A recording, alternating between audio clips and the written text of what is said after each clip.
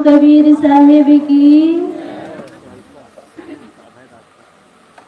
गुरुमूर्ति गति चंद्रमा सेवक नैन चको अष्टपहर निरखते रहो गुरुमूर्ति की ओम गुरुमूर्ति की ओम। मेरे मन मंदिर में विराजमान गुरुदेव जी, मंच पर विराजमान गुरुजन, मध मंगलमय संत समाज, सत्संग प्रेमी बंधुओं, माता बहनों, हम सब सौभाग्यशाली हैं कि हम सबको इस कार्यक्रम के माध्यम से हर साल सत्संग सुनने का अवसर मिलता है।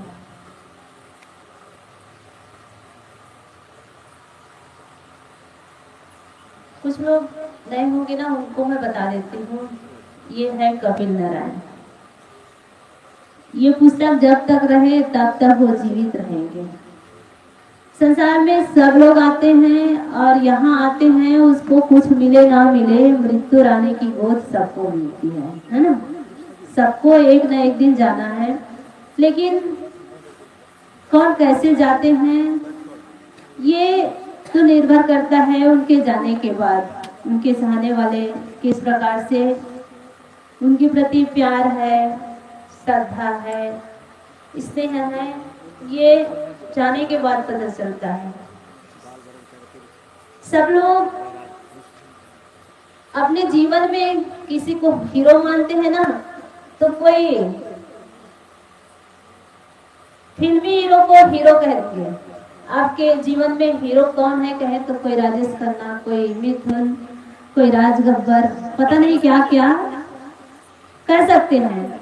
और कोई संत महात्मा ऐसे भी हैं जो अपने गुरुजनों को हीरो मानते हैं। बंधुओं, मैं अपने जीवन में मुझे कोई पूछे तो मेरे जीवन का हीरो मेरे गुरुदेव जी नहीं, मेरे पिताजी हैं। मेरे पिताजी ही नाम मुझे मेरे गुरुदेव से मिला है, इसलिए मेरे हीरो मेरे पिताजी हैं। मेरे पिताजी इतने बड़े हीरो हैं कि आज भाई के जाने के बाद भी उनके जीवन में इतना उनके प्रति प्रेम है और स्नेह है कि मेरा पुत्र जिस प्रकार से कुछ समय तक के इस धराधाम में रह करके लोगों को और संतों के दिल में जगह बनाए, वैसे सारे बच्चे हो जाए, यही उनका उद्देश्य रहता है। इसी कारण से कार्यक्रम कराते हैं। उनको सत्संग सुनने के लिए कमी नहीं है। कई गांव में जाकर के महीनों महीनों सत्संग सुन लेते हैं, लेकिन यहाँ के बच्चे, यहाँ के माता पिता ऐसे संस्कारी हो जाए कि मेरा बेटा कुछ समय रह करके गुरुजनों के दिल में इतना जगह बना लिए, वैसे सारे बच्चे हो जाए, ऐसा उनका उद्देश्य रहता है। इसीलिए 30,000, 40,000, 50,000 अकेले खर्चा करके, उनके पास कोई आवक नहीं है, बस 3-4 एकड़ के किसानी है। और अभी तो फिलहाल दोस्त 4-5 साल से कुछ काम भी नहीं करते हैं, बस पुस्तक पढ़ते हैं। तब भी से वो कार्यक्रम के लिए इतना उत्साह से करते हैं। और हमारे पिताजी कहते हैं कि देखो, कभी किसी से मांगना नहीं, जब तक हम जीवित है ना, जितना हो सके करेंगे, और जितना संत महात्मा आए जितना बनेगा देंगे।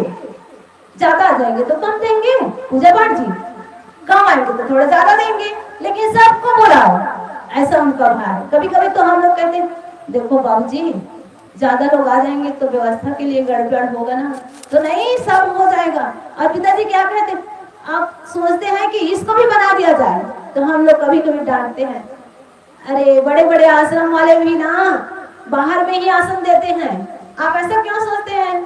ऐसे करके हम ही लोग डांट देते हैं।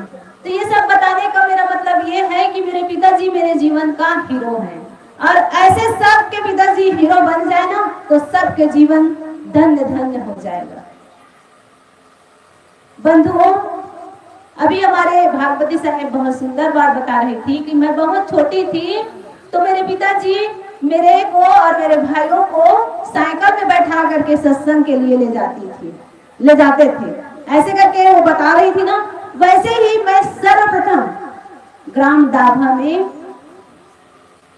पिताजी और दादाजी के साथ गई थी और उसी समय संस्कार आज आप सबके सामने कुछ बोलने के योग्य हुई हूँ और संतों के बीच बैठने के योग्य हुई हूँ। तो मैं चाहती हूँ इस मंच के माध्यम से कि अपने बच्चों को मेरे भाई कपिल की तरह बनाइए और अपने जीवन को धन्य धन्य कर लीजिए। मैं इन संतों का आभारी हूँ। आभारी क्या कहा जाए, मैं इनको इनके जीवन भर ऋणी हूँ। वैसे कहते हैं ना, गुरुजनों के और माता पिता के ऋण से हम कभी ऋणी नहीं होते हैं। गुरुदेव जी भी कहते थे और कई ऐसे शास्त्रों में मैं पढ़ी हूँ कि माता पिता और गुरु का ऋण अगर हम उनके थूम को हाथ से फेंके ना तब भी ऋण नहीं हो सकते हैं। लेकिन मैं कहती हूँ ऋण हुआ जा सकता है। वो कैसे, मैं अपनी सोच बता रही हूँ कैसे हुआ जा सकता है। उनके हमारे आचरण से, हमारे व्यवहार से, हमारे चरित्र से हमारे माता पिता और हमारे गुरुजनों को कभी झुकना ना पड़े, कभी शर्मिंदा होना ना पड़े, फिर हम उनके ऋण से ऋण हो सकते हैं। ये मेरा मानना है। और शास्त्रों में और गुरुजनों से तो पढ़ी हूँ कि ऋण नहीं हुआ जा सकता, लेकिन मैं कहती हूँ कि उनके पद कमलों से हम, उनके राह से हम चले तो हम ऋण हो सकते हैं और हमारे आचरण के द्वारा उनको कभी दुख तकलीफ ना हो तो हम ऋण हो सकते हैं। ये मेरा मानना है। अब जितना मैं जानती हूँ, समझती हूँ, अनुभव करती हूँ, ये मैं बता रही हूँ। तो मैं और ज्यादा ना कहते हुए भाई कपिल को श्रद्धांजलि समर्पित करते हुए मैं संतों के सदा आभारी रहूंगी और आसपास के गांव वाले भी बड़े कृपा किए, खासकर डाभा वाले, भैंस मंडी वाले और हमारे गांव वाले, सबका मैं धन्यवाद देती हूँ। और मेरे ट्रेंड वाले भाई वैसे थोड़े व्यवस्था में गड़बड़ी किए हैं, लेकिन वे कहते हैं दीदी जब तक कार्यक्रम चलता रहे तब तक मैं ही लगाऊंगा, ऐसे करके कहते हैं, इसलिए उनको भी धन्यवाद। और जितने लोग सत्संग मंच पर आकर के अपने जीवन को धन्य बनाने के लिए आए हैं, उन सब को धन्यवाद देते हुए मैं अपने वाणी को विराम देती हूँ। और अब पूजा आरती होनी है। बोलिए सदगुरु कबीर साहेब की जय। एक शब्द और कहना चाहूंगी। जीवन में कहते हैं ना, एकता से राष्ट्र का निर्माण होता है, एकता से राष्ट्र का निर्माण होता है, प्रेम से देश का कल्याण होता है। स्नेह का दीप जलाओ घर घर, प्रेम ही आजादी का पैगाम होता है।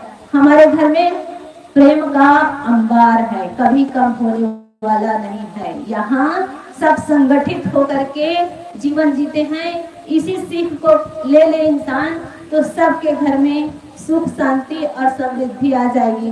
क्योंकि किसी एक डंडा को तोड़ने के लिए ना कोई टाइम नहीं लगता है, और 10 डंडा एक साथ रख दिया जाए तो उसे कितने भी बलवान हो उसको नहीं तोड़ सकते। तो हमेशा इस सूत्र को रखें जीवन में कि एकता से राष्ट्र का निर्माण होता है और प्रेम से देश का कल्याण होता है। स्नेह का दीप जलाओ घर घर, प्रेम ही आजादी का पैगाम होता है। बोलिए सदगुरु कबीर साहेब की जय।